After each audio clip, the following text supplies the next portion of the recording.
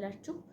ያለሁበት ቦታም ባይመችም ያለሁበት ሁኔታም ባይመችም እንደምንም ብዬ ለእናንተ ለውድ ቤተሰቦች ደስታዬን ላካፈላችሁ ብቅ ብያለሁ።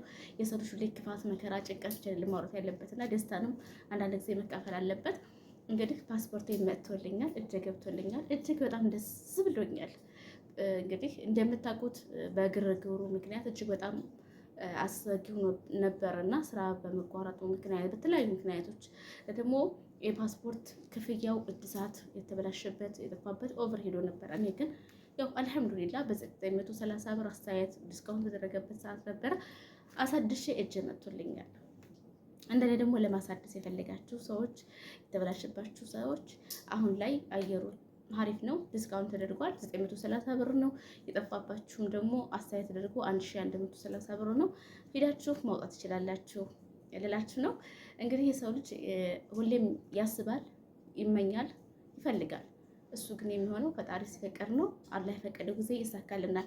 ያው ወደ ሀገሬ ለመግባት ብዙ ጊዜ አስቤ ያቅድ ነበርና አሁን ይሄ 3-4 ወር የዘገየሁት በፓስፖርቴ ምክንያት ነበረ። ፓስፖርቴ ኤክስፓየርድ ስለሆነ እና ደግሞ የኢትዮጵያ አየር መንገድ በረራ ዝግ ስለነበረ በኢትዮጵያ አየር መንገድ እንጂ መሄድ የሚቻለው ፓስፖርት ከተበላሸ የሌሎች አየር መንገዶች እንደማያሳፍሩ ስለነገሩኝ በዛ ምክንያት ተራዝሞብኝ ነበረ እና አሁን ላይ ግን እጅ ስለገባ እጅግ በጣም ደስ ብሎኛል።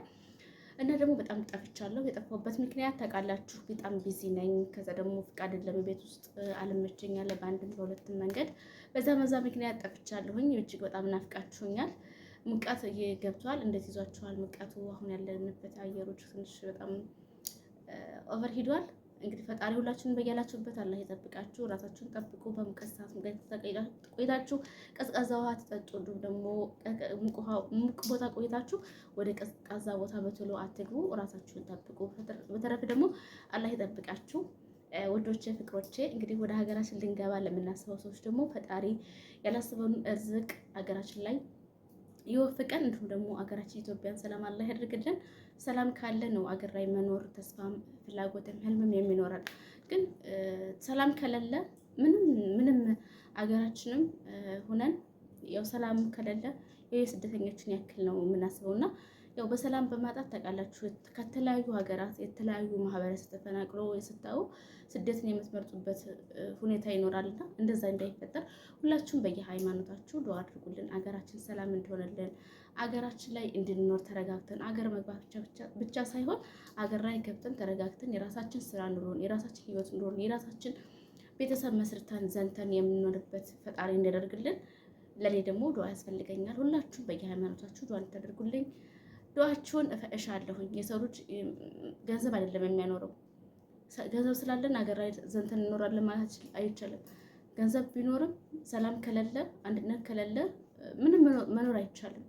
ስንቱ ፎቁን፣ መኪናውን፣ የተለያዩ ቁሳቁሶችን እየጣለ ከአንዱ ሀገር የሚንቀሳቀሰው በሰላም ማጣት ምክንያት ነውና እንግዲህ ፈጣሪ አላህ በቃችሁ ብሎ መከራውን ስጋው ሁሉ አገራችንን ሰላም ያድርግልን።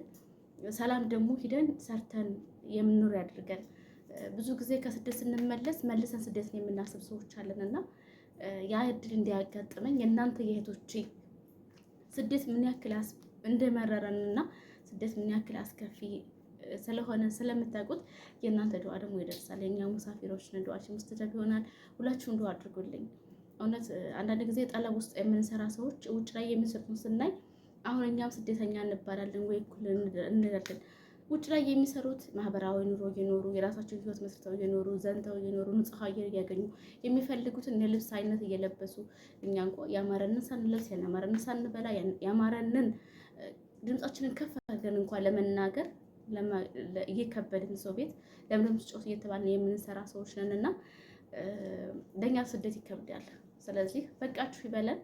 እሱ ደግሞ ሁላችንን በየሃይማኖታችን ዱዓ እንረሳሳ።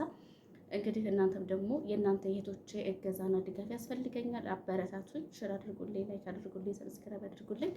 ሁሌም የእናንተ ድጋፍ ያስፈልገኛል። ዛሬ ላይ ብዙ ሚሊዮኖች ገብተው የራሳቸውን አልፎ ለሰው የሚረዱ ሰዎች እዚህ ከፍ ያደረግናቸው እናንተ ናችሁና እኔም ደግሞ ነገ ጠዋት አሰብኩበትና አለፍኩበት ለመድረስ እቅዴ ወይም ህልሜውን የሚሆነው የእናንተ ድጋፍ ስለሚያስፈልገኝ ድጋፋችሁን ከአሁንም ደግሜ የምሻለሁኝ።